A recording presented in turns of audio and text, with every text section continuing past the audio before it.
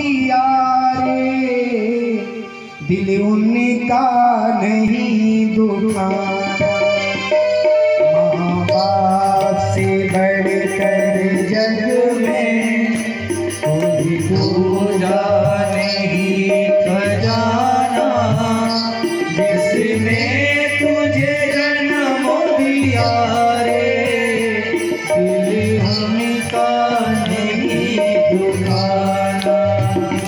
माँ बाप से बढ़कर जग में कोई दूजा नहीं खजाना, जिसने तुझे जन्म दिया रे, दिल उनका नहीं दुखाना।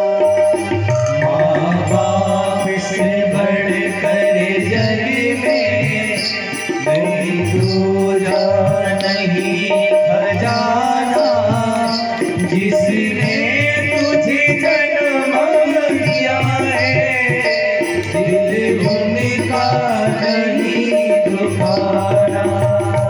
पहले तो तेरी माँ ने 9 माह गर्भ में ढोया, खुद भी गीले में सोकर सूखे में तुझे सुलाया। उपकार का तुझ पर इसे भूल नहीं तुम जाना, जिसने तुझे जन्म दिया रे, दिल उनका नहीं दुखाना। माँ बाप से बढ़कर जग में कोई दूजा नहीं खजाना, जिसने तुझे जन्म दिया रे, दिल उनका नहीं दुखाना।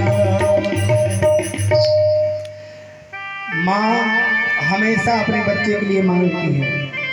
मौत की आहोश में जब थक के सो जाती है माँ, तब कहीं जाकर भवन में थोड़ा चैन पाती है माँ। माँ को इस संसार में सुख नहीं है।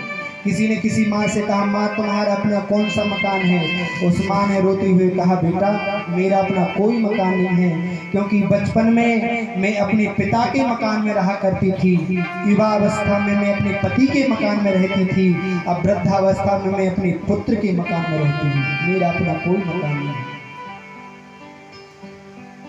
माँ ने सज्जनों जब भी झोली फैलाई है, कभी माँ ने अपने लिए नहीं मांगा। माँ ने जब भी भगवान के सामने झोली फैलाई है, कभी माँ ने अपने लिए नहीं मांगा। भगवान के सामने झोली फैला करके माँ केवल एक ही बात कहती है, हे भगवान हमारी संतान को सुखी रखना, हमारी संतान के जीवन में कोई कष्ट नहीं आने देंगे।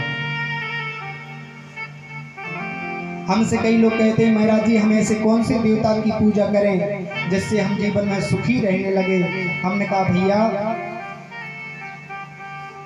अगर तुम प्रसन्न रहना चाहते हो, सुखी रहना चाहते हो, तो तुम अपने माता पिता की पूजा करना शुरू कर दो।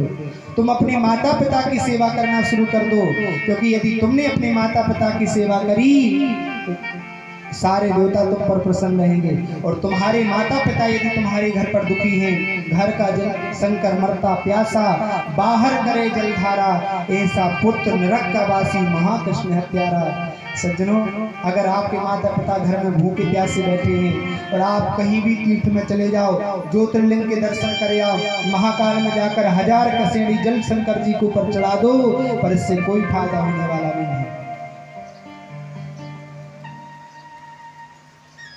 तो यशोदा मैया एक माँ है,